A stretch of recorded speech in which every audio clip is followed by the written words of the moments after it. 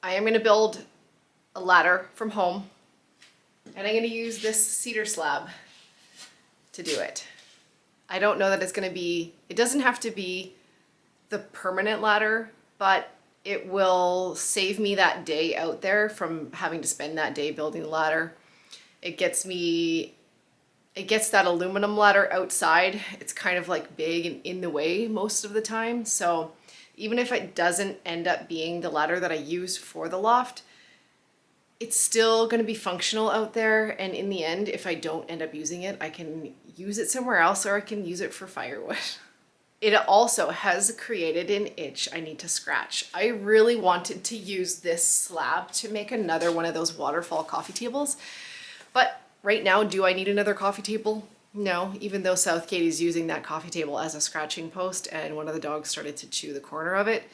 I really don't need another coffee table right now, and we have to think about the here and the now, and right now I need a ladder. With that said, let's get into some work clothes.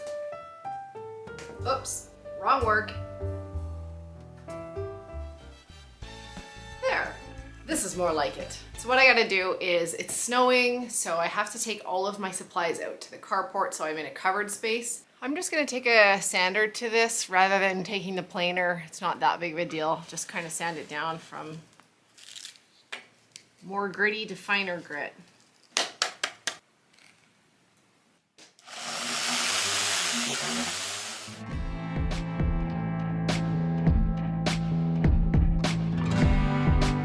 I was really hoping to not use the hand planer, but this is rough-sawn cedar. I think it would look a lot nicer if I got it down smoother, more smoothly.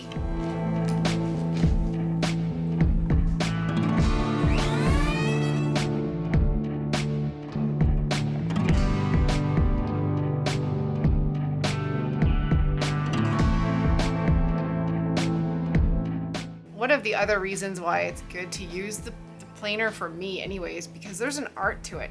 I don't think I'm very good at it. It's kind of hard to use, I find anyway. In an effort to improve things, I think it's easy to make things worse.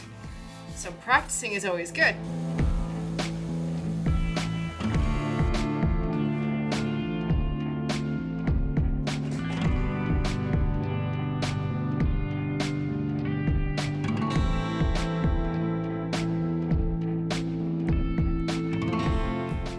Another reason they need a workshop.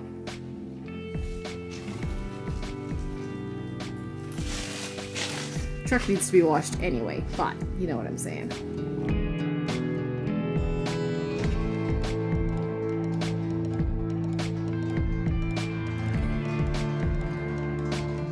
You might be wondering, how am I going to make a ladder out of this? The idea that I came up with is that I will cut the live edge pieces off, and these are going to be the rails, if that's what they're called. I should look all these things up before I talk. Let me find out what the components are. Side rails. They are going to be the side rails. And then the inside portion I will cut up, and they will be the rungs.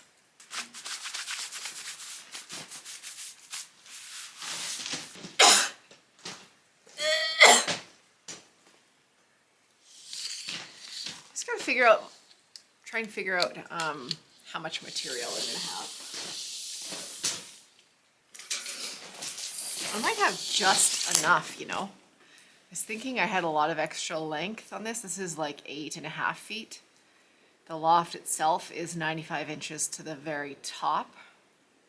So I don't have a lot to spare given the angle. Now the angle, you know, I don't know. I know it needs to not be vertical, so I'm just gonna kind of pick an angle. I kind of looked at the step ladders that we have in the house, and one looked like it was about 70 degrees, and that was a pretty generous angle.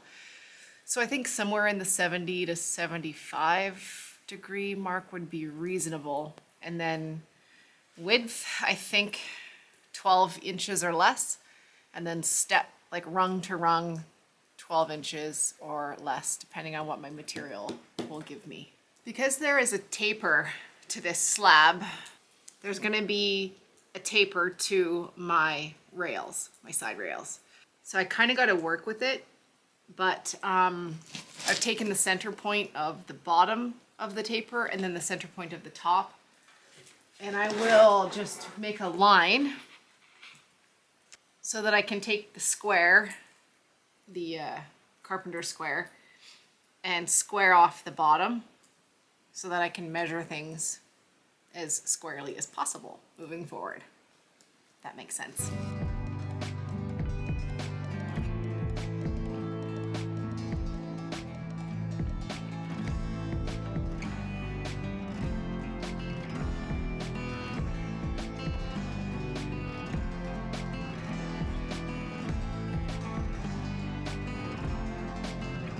I need to cut the center out now, which means I'm creating the rails, side rails, and the rungs at the same time. It looks like the step ladders are 3 inches, like the rungs are only 3 inches deep, or 3.5 inches at the most.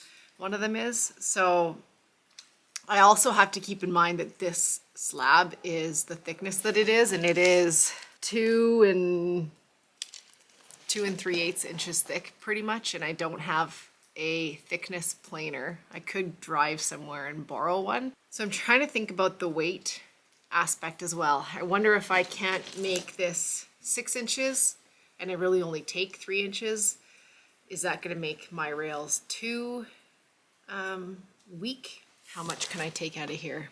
Definitely can do it at the bottom. At the top it starts to get a little bit thin for the rails. Yeah, so I have marked from center. Here's the 5. If I take a 5-inch chunk out, or if I take a 6-inch chunk out, I worry, if I take 6 inches out all the way through the center, am I gonna have any weak points in this? I also don't want it to be too heavy. Down here at the bottom, I for sure know that taking 6 inches out is okay. The top is a little bit more iffy, but I'm just gonna go for it. Clyde. Bear.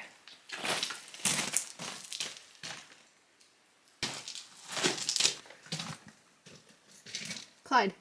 Clyde. Clyde. Clyde. Clyde, I'm over here. Hi, there's no food in there. There's no food in there, baby. Hi. Aren't you just the cutest thing?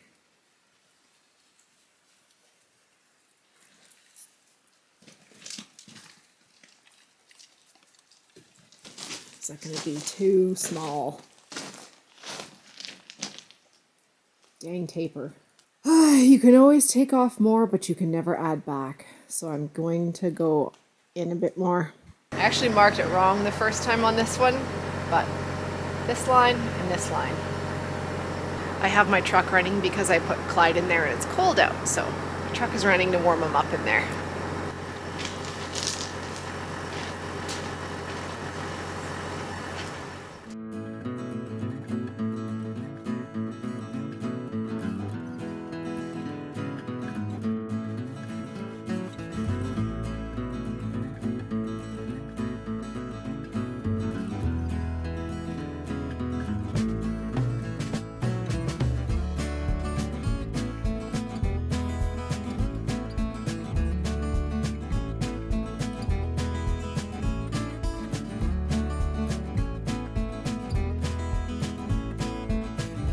I forgot to film me cutting those, but I took one of them inside the house and kind of put it up against one of the timbers in the house, which is kind of roughly the height of the loft, and just kind of picked based on the height that I have to work with around a 22.5-degree angle. So I cut the 2 bottoms at 22.5. I'm going to leave the tops untouched until I'm about to finish things. Now for this stuff, I think if I cut the rungs to the 12 inches that I know they're going to be, I can take things inside and lay it out on the floor and see what it's going to look like. This is 13 inches, and I think I'm going to go with 13 inches. Obviously, if I did 12, I could get 8 steps 8 rungs out of the one board. I think I only need 7 technically, so I think I can go with the extra inch off of the 12 inches. I feel like it just makes it look a little bit, yeah, I don't want it to be too narrow.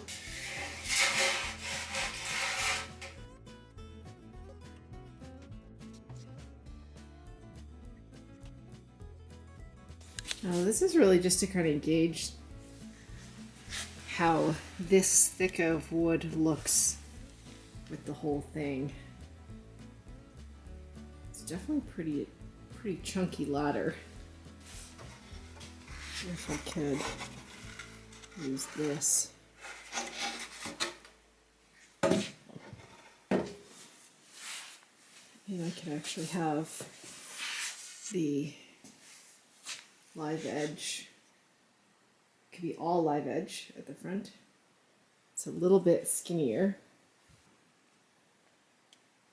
I'm not loving this. I really think that it just would, I love the idea of it, but the thickness of the slab is making it just look a little bit too clunky to me. But that was the slab that I had, so that's what I had to work with. But I really do think that the concept would be really nice, like with this slab, which is thinner. Now, I thought about taking this one and making this into the rungs, but the only problem is the other half of it has this big, I don't know if you can see that. I don't think it would work, but I may as well just take this, cut it down the middle, cut them to length, and put them in place and see if they don't look better. I guess the issue is like the structural integrity of this stuff, but I can probably think of a way to fix that. They're thinner and they actually would match better, right, with the live edge. So I may as well just give it a shot. The only difference now is that slab is only 4 feet long. So 4 times 2 is 8. I'm cutting it in half, so I get double, but that means that I have to go back to making the rungs only 12 inches wide or long. 12 inches on the line, because it's exactly 4 feet long.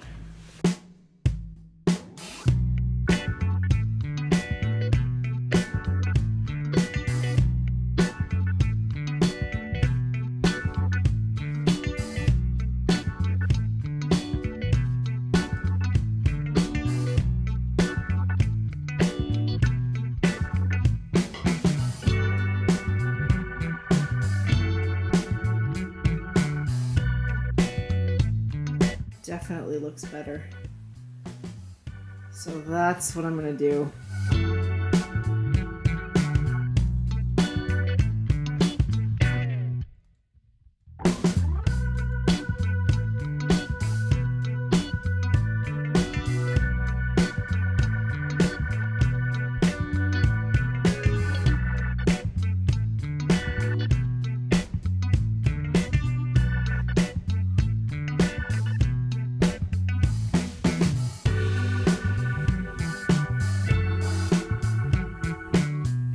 At this point, I had to try and decide how I was going to attach the rungs to the side rails, and one thing I knew I didn't want to do was add little ledger boards under the rungs.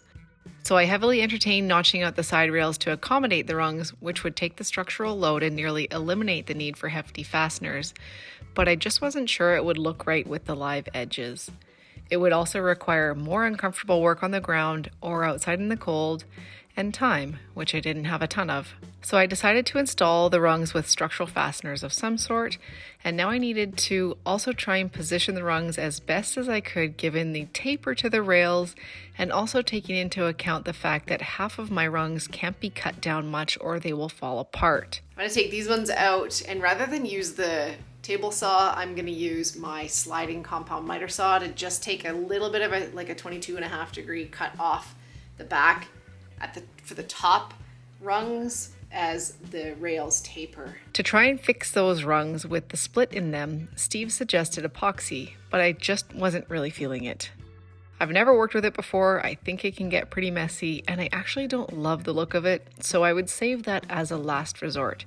Instead, I thought I would just put in some screws, enough to keep them from compressing, and it actually worked pretty well, by my standards, that is. I just put screws from underneath to, take away that wiggle room that way, and it's good enough. The only problem that I think I'm gonna run into is putting in the screws from the side. There's nothing to bite. So if that is the case, once it's put together, then I might consider laying it on the ground and putting some either wood glue or some epoxy, just kind of carefully squirted in to kind of seal those screws. Speaking of screws, I ended up choosing 6-inch structural screws. I took the rails outside with a brush and brushed off the live edge and got a lot of dirt and crud and the black stuff off, like any loose material as much as possible. One of the other things I now have to decide is, do I give a rat's ass about this situation where there's this little bit of extra?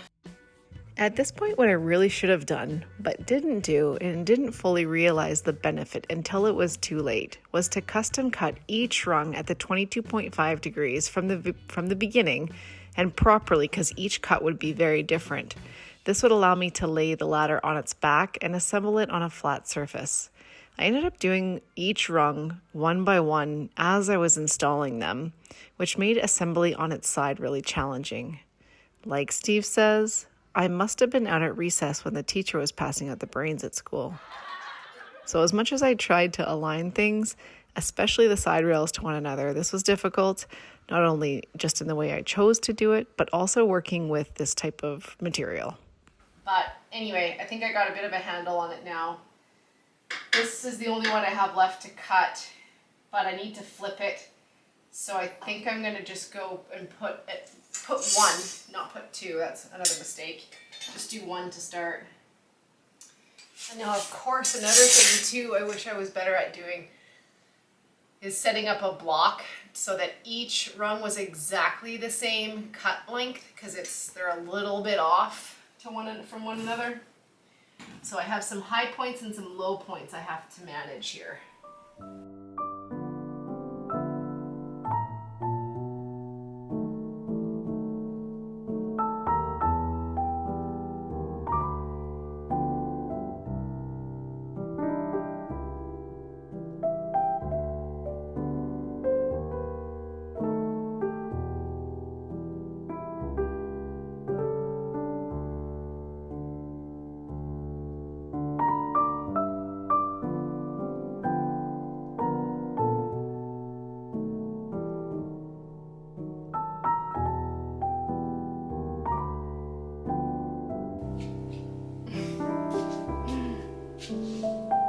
It's a little bit crooked.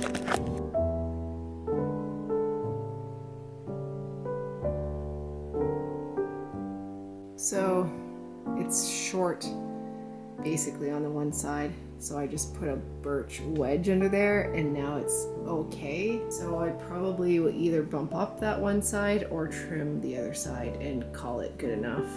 Just wiping everything down, getting rid of some of the pencil marks that I can. But yeah, when you wet the wood, the cedar becomes very fragrant. It smells unbelievably good. Now I wanted to keep this ladder as natural looking as possible, but I realize it does need something to finish it off. With my recent waterfall coffee table using the same cedar wood, I only used furniture wax really because that's all I had, which I absolutely love the look of, but it's too porous and stains are seeping through. I'm also keen to keep trying different products, different finishes, and tung oil is a readily available product for me here in the boonies. I had never tried it before, so I thought I'd give it a shot. I nervously applied it, but I had done a test which turned out okay, so I was hopeful.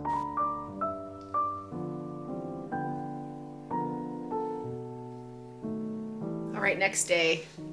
I feel like it's toned down a little bit, like it's not so loud and orangey and glossy and vibrant, which I'm liking. So this was the original sort of sample I did. And this is the same as this and this.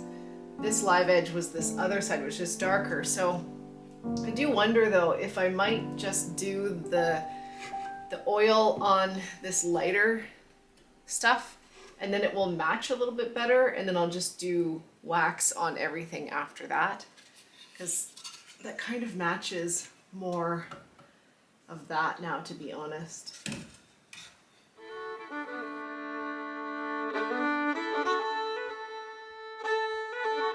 I'll summarize the leg length discrepancy, or rather the side rail length discrepancy. That actually wasn't the problem once I measured things, which prompted me to check the workshop floor, which happens to not be level, and I nearly thought that that was the problem. But it turns out, as quote-unquote hard as I tried to align the side rails to one another, they were still slightly off, so the ladder wouldn't rest properly. I took a measurement and would trim off one of the rails on the bottom to basically hide this mistake.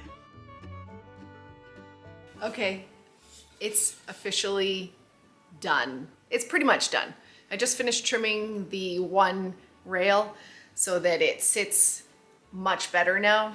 Yeah, what do you guys think? I think it looks really awesome. I don't know that it's gonna look good in the cabin against the loft wood, which was exactly what I thought would be a problem, but the ladder in it of itself, the ladder on its own, I think is really cool looking.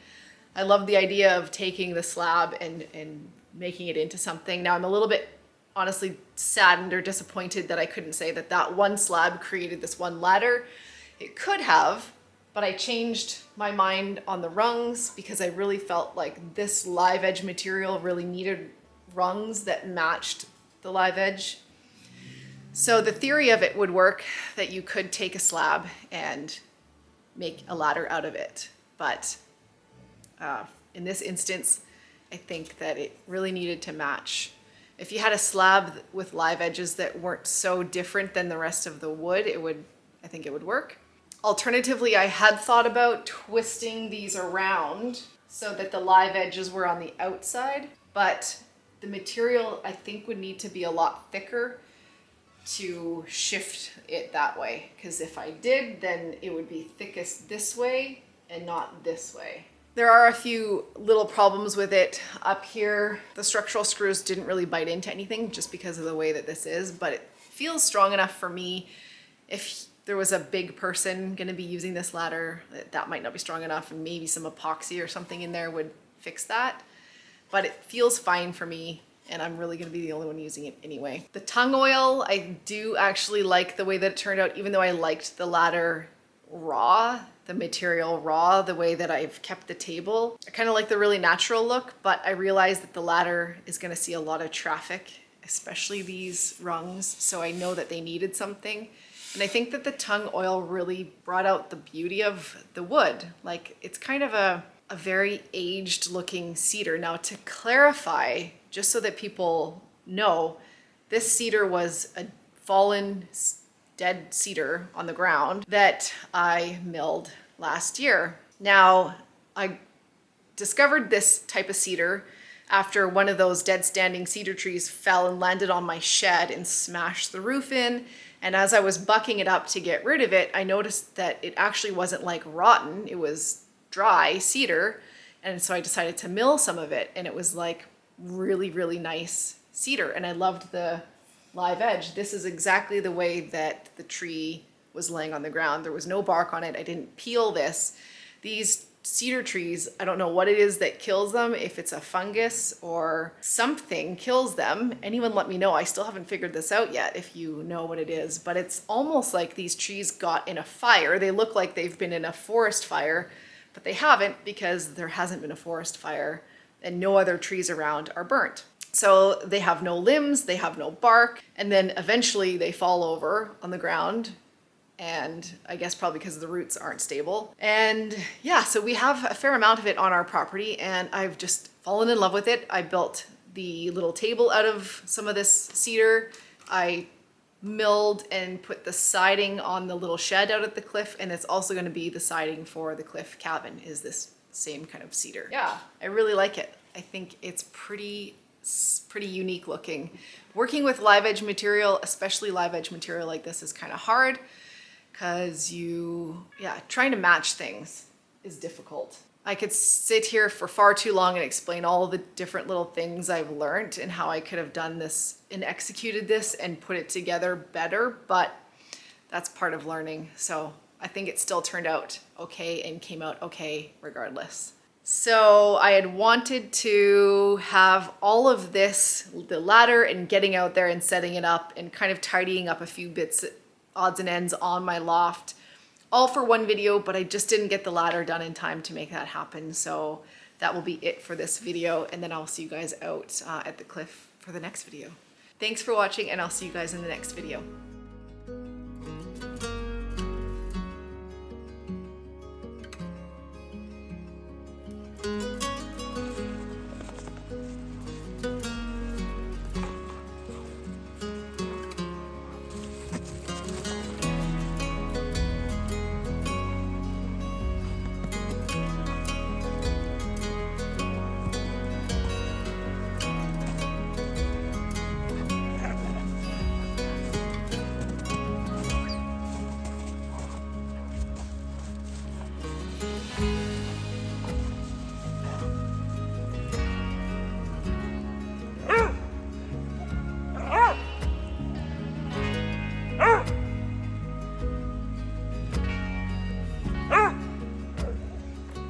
Lenny, the sad, skinny, and beat-up stray we saved from death row in Texas a little over 1.5 years ago.